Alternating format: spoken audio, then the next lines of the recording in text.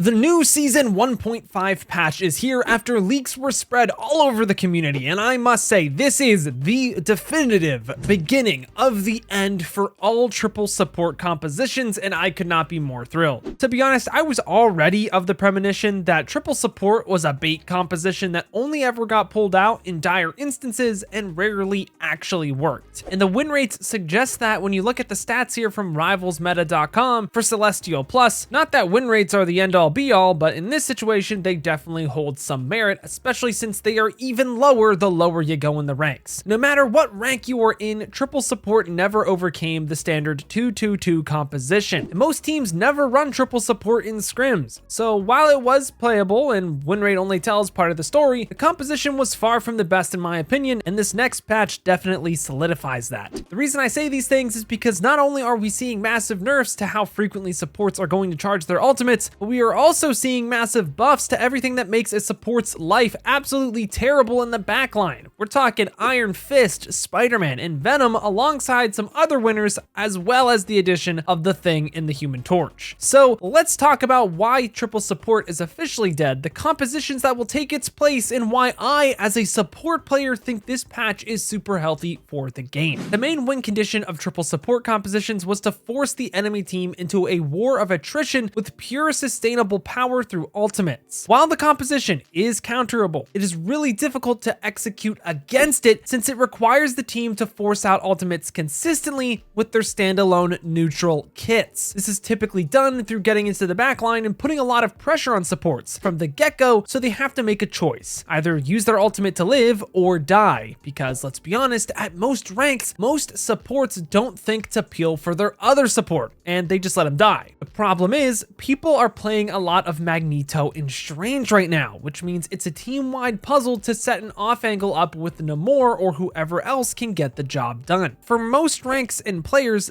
the off angle doesn't really happen. So to counteract the randomness, the developers made it so Cloak and Dagger and Loki charge their ultimates 15% slower and Luna Snow about 11% slower. Invisible Woman also got 7% slower, but to be honest, she isn't as important right now compared to the others. This is a massive blow to the triple support composition type that we've seen so frequently in ladder. The problem with triple support is that when so many players are healing, while you do have more support characters and in theory more support ultimates, you don't get them as often because other supports are stealing that healing charge from you. So unless someone is opting into a more damage-centric playstyle on support, the enemy team will always have their support ultimates first, especially when Cloak and Luna typically are not the best when played aggressively. Now, since the heavy hitters in the strategist roles have gotten nerfed, this already exploitable weakness of the triple support composition just became even more exploitable, and this is just so good for the game. The gripe I have always had with playing support in Marvel Rivals is that it always felt like I was just there to press Q, and anything I did in neutral fights really didn't matter that much. It was all about my ultimate unless I played characters like Loki or Invisible Woman. Even then, it was still mainly about my ultimate at the end of the day. Now that ultimates take longer to charge, there is more of an emphasis on what a support player does to get their ultimate faster, which allows each player to have more skill expression on the role in general. The developers have a clear goal: make ultimates feel more impactful and focus on increasing the skill required to get the most out of support. And that just makes it that much better. This is explained through all of the changes, but highlighted through the buffs to Adam Warlock, who is already a very strong neutral support, and Cloak and Dagger with her nerfs to ult and increased damage amplification on the cloak wall. Overall, this patch is fantastic for every player in the game. Not only is the nuisance of triple support not nearly as strong anymore, support players are given more agency to outplay the enemy team in neutral fights before ultimates are added into the equation. So I'm all for it. But here's the thing. If triple support isn't strong, what is? It is without a doubt that the standard 2-2-2 compositions will still be extremely strong. But what I'm curious to see is how the changes to Spider-Man and Venom could possibly open up more opportunities for triple DPS compositions to shine brighter than they already have been shining in ranked. I have a hard time thinking that triple DPS compositions will do well in a competitive environment, but I do believe that there is a lot of room for triple DPS comps to shine with more dive archetypes, especially with how tanky Iron Fist will be soon. This type of composition will allow every player to take their own angle and surround enemies, forcing out their utility, and then with a single poised strike together, they will take out a target and the rest of the fight is history. This is just another nail in the coffin for triple supports. Depending on how bans go, the strategist role is truly stepping into a new era in Marvel Rivals, depending on how bans shift, which is super exciting. If dive does start becoming more popular, the playstyle in ranked will deviate from just shooting better than the enemy team and sustaining, and will become more about which backline gets traded more efficiently after the dive. In that case, support is about staying alive more than anything else in the neutral. It's also difficult for me to say that strange compositions are gone even with the incoming nerfs though. Lucky and Namor are easily the strongest characters that do not get banned often, and they've received absolutely no changes this patch on top of Wolverine not getting nerfed, so their lethality will still be very present.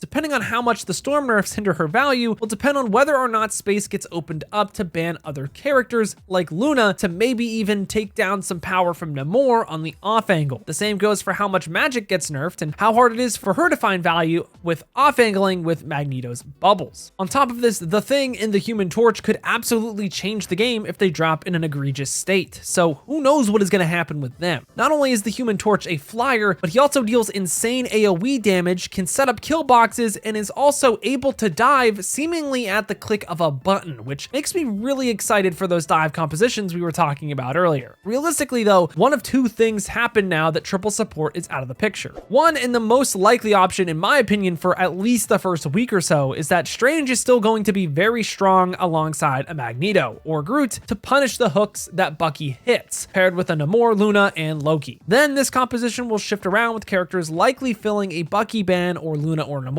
ban, and then maybe if Storm is still really strong, she will still enable this composition to do even more. Then there is the other reality where dive starts becoming increasingly popular, and that's where we start seeing more Venom and any other dive characters, not even just Spider-Man with iframes. We're talking possibly triple DPS becoming more viable alongside Iron Fist or Mr. Fantastic, maybe some Star-Lord in there too. I have a very hard time saying that this will become the definitive meta, but on the Japan maps, these compositions were already strong and they just became a whole lot stronger. And then finally, there is a bonus reality where I'm completely wrong about everything that I just said in this video. Triple support is still insane. Supports get their ultimates too fast in 2-2-2 compositions, and I'm just a stupid chungus. In that case, the first reality with more of the same is likely what we can expect. The next step for nerfing supports in that reality is just tinkering with how supports generate ultimates, mainly through how much charge they get through healing a tank versus healing a DPS. Only time will tell if supports still need some more nerfs, but all in all, even as a support main, I cannot tell you guys enough how happy I am with these patches and can't wait to play them over the next half of the season. So there you have it. Triple support is dead. 2-2-2 is back with triple DPS maybe being in the works. And at the end of the day, ranked is just a crazy weird environment where anyone can play anything. So things are just more popular than others. Pick what you like. And realistically, this patch, you can make anything work. So what do you guys all think about this patch? Do we think it'll be good for the game, bad for the game? Is it gonna make you quit Rivals?